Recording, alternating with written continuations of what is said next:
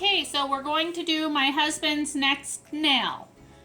You're gonna peel off this top clear coat and discard it. Then you're gonna take the backing off the color strip and discard the backing. Then you have your color strip here. And you're going to apply to the fingernail, trying not to get on the cuticle. When you got it placed where you want it, you can pull the color strip to get any air bubbles that might be in there.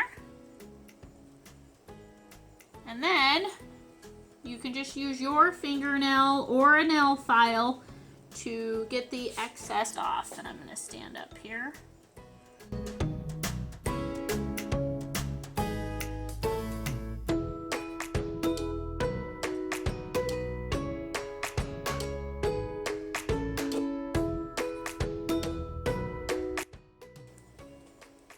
So then what I might do is take my Color Street nail file. You can use any kind of nail file and just kind of file this down a little bit.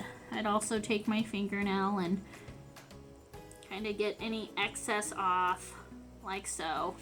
And there you go. Both of his thumbs are done. If you have any questions or want a sample, feel free to reach out to me. Thank you. 2 thumbs up.